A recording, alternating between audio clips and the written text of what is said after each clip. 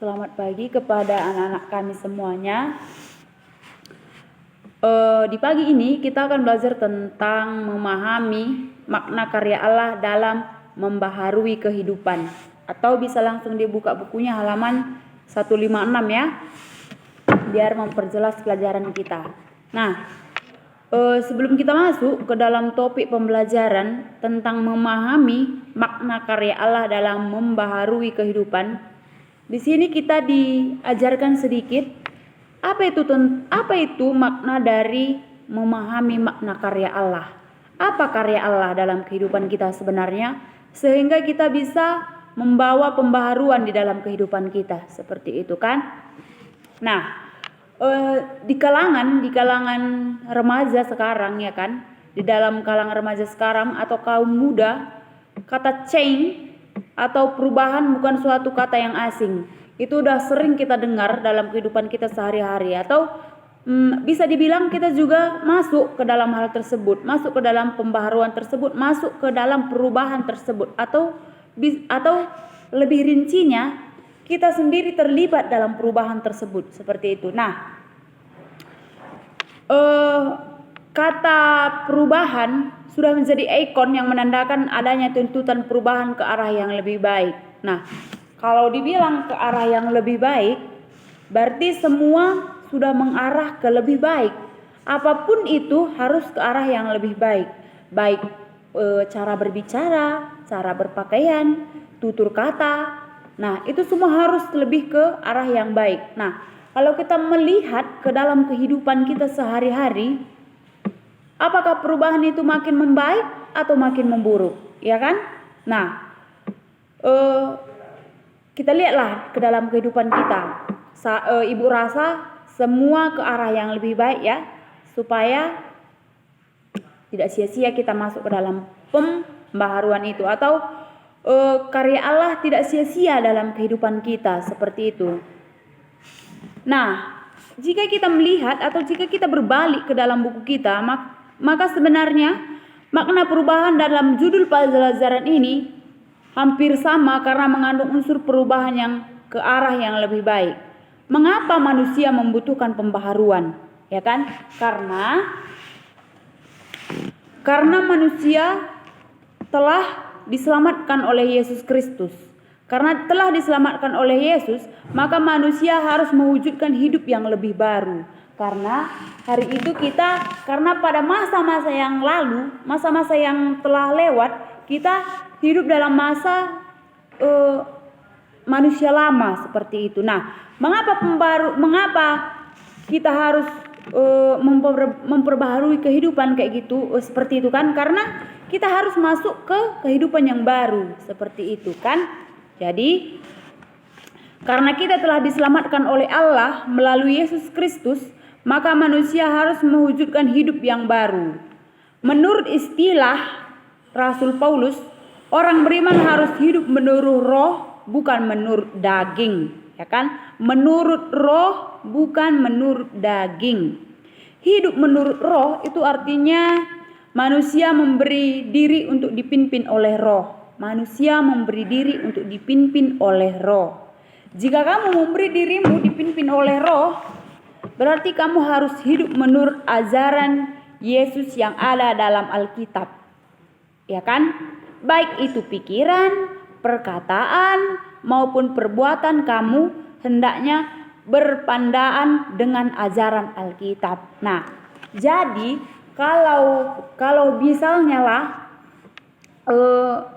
tindakan kita atau tingkah laku kita atau perkataan kita belum menandakan itu adanya di situ ajaran Kristus, berarti bisa dikatakan kita itu belum masuk ke hidup yang baru, atau bahasa sehari-harinya kita itu masih dalam kehidupan yang lama. Bagaimana kehidupan yang lama, ya kan?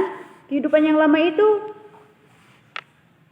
segala kehidupan yang kurang baik, seperti itu. Misalnya kedengkian, kebencian, seperti itu contohnya kehidupan yang lama, kayak gitu. Manusia lama katanya seperti itu.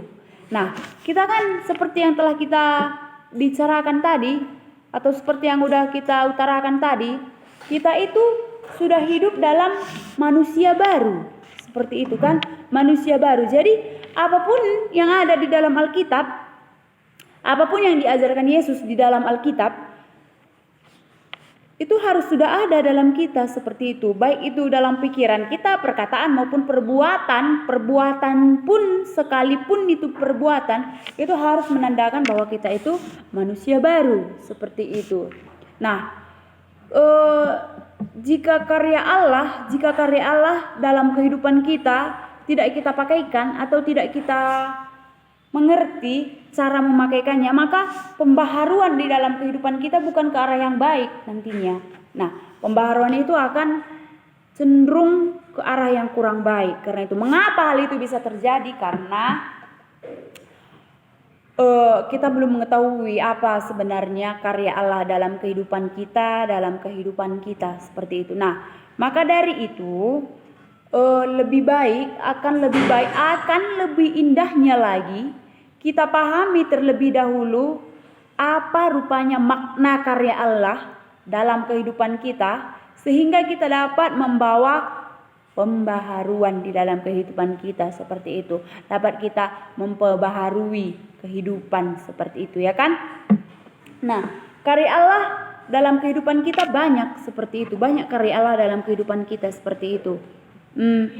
Jadi karya Allah itu hendaknya kita pakaikan dalam kehidupan sehari-hari. Maka tidak sia-sia Allah berkarya dalam kehidupan kita. Tidak bisa dibilang tidak hanya sebatas berkarya Allah dalam kehidupan kita. Jadi karya Allah itu ada dalam kehidupan kita seperti itu. Ada dalam kehidupan kita dan membawa pembaharuan dalam kehidupan kita. Nah, seperti yang kita katakan tadi, pembaharuan itu harus ke arah yang lebih baik. Kalau pembaharuanmu tidak ke arah yang lebih baik, itu bukan pembaharuan namanya. Itu namanya pemerosotan. Itu namanya pemerosotan, ya. Harus dibedakan mana pembaharuan, mana pemerosotan, kayak gitu. Kalau moralmu dulu baik, baru berubah moralmu ke arah yang kurang baik, itu namanya bukan pembaharuan. Itu namanya pemerosotan moral namanya, ya kan? Nah, jadi agar pemerosotan moral itu tidak terjadi di dalam kehidupan kita, akan lebih baiknya kita memperbaharui kehidupan ke arah yang lebih baik. Karena kan seperti yang kita tahu, hidup ke arah yang lebih baik itu membawa kita lebih ke tenang seperti itu. Tenang kehidupan kita seperti itu. Nah, di sini tidak Ibu bahasakan, ya kan? Coba nanti atau kalian perhatikan di dalam buku halaman 157. Coba simak percakapan antara Tuhan Yesus dengan Nikodemus. Nah, di situ terlihat percakapan Nikodemus dengan Yesus. Apa yang dibicarakan orang itu di situ, ya kan? Apa yang dibicarakan Tuhan Yesus dengan Nikodemus, ya kan? Nah, arti dari percakapan Yesus dengan Nikodemus yaitu untuk menjadi bagian dari anggota kerajaan Allah, manusia harus memasuki suatu hubungan yang baru dengan Allah, bertobat dan memiliki hidup baru. Nah, mengapa perlu manusia bertobat? Karena manusia lama atau manusia yang lama itu tidak bagus. Bukan tidak bagus, kurang bagus lah, seperti itu kita bilang kan. Nah, jadi manusia tersebut harus memperbaharui kehidupan seperti itu dengan adanya Tuhan Yesus, dengan ajaran Tuhan Yesus lah orang itu bisa memperbaharui kehidupannya, kan. Seperti yang kita tahu, inti dari percakapan Nikodemus dengan Yesus, untuk menjadi bagian dari anggota kerajaan Allah, manusia harus memiliki suatu hubungan yang baru dengan Allah, bertobat dan memiliki hidup baru. Melalui iman dan percaya kepada Allah di dalam Yesus Kristus, kamu menerima karunia Roh yang mengubah hidupmu menjadi manusia yang berbeda dari sebelumnya. manusia yang berbeda dari sebelumnya. Berarti sebelumnya itu kurang bagus lah ya kan, makanya kita memperbaharui atau makanya kita perlu perbedaan seperti itu kan. Nah, jadi di sini intinya yang mau Ibu sampaikan, jadilah manusia-manusia yang mengalami pembaharuan ke arah yang lebih baik, bukan ke arah yang lebih merosot. Seperti itu ya. Nah, kalau tutur katamu kurang berkenan, kurang beretika, cobalah ke arah yang lebih baik. Seperti itu ya. Cobalah ke arah yang lebih baik. Jangan menjalani pemerosotan seperti itu. Misalnya dulu tutur katanya agak sedikit sopan ya kan. Dulu tutur katanya agak sedikit sopan. Lalu karena dibilang pembaharuan, dia berubah juga, dia membaharui juga tapi ke arah yang lebih baik. Nah, seperti yang kita katakan tadi, itu namanya bukan pembaharuan, itu pemerosotan ya. Kita harus masuk ke pembaharuan kehidupan, bukan pemerosotan. Karena memahami karya Allah dalam membaharui kehidupan itu harus ke arah yang lebih baik, bukan ke arah yang kurang baik ya. Nah, di sini di halaman 158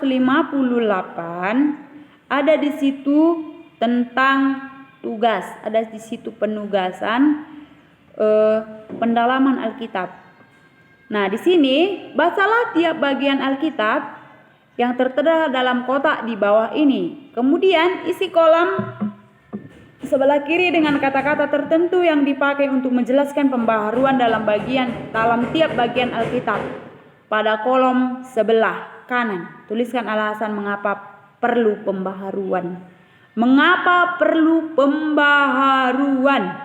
Ya, di sini ada diangkat satu contoh, yaitu perkataan yang dipakai untuk menjelaskan pembaharuan, yaitu 2 Korintus 4 ayat 16 pembaharuan manusia bitinia.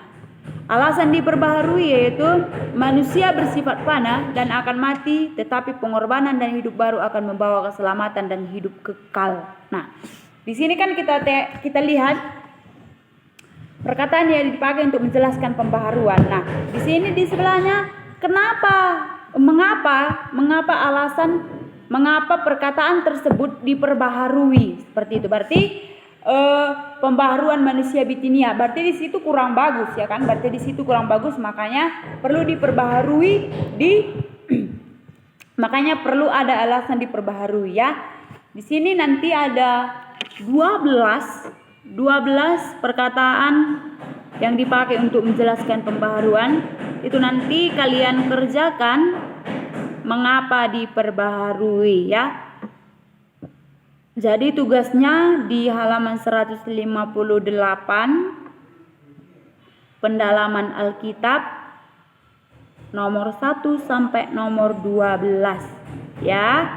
Itu dikerjakan. Nanti di WA dikonfirmasikan Ibu TS melalui apa itu dikirim sama Ibu ya. Nanti dikonfirmasikan aja, nanti dikonfirmasikan Ibu itu melalui apa itu dikirim. Yang penting tugasnya ini dikerjakan dulu ya, dikerjakan dulu, dipaham-pahami dulu, dirimang-rimangi dulu ya. Oke. Terima kasih. Pembelajaran kita pada pagi hari ini, tugasnya silahkan dikerjakan ya. Terima kasih dan selamat pagi.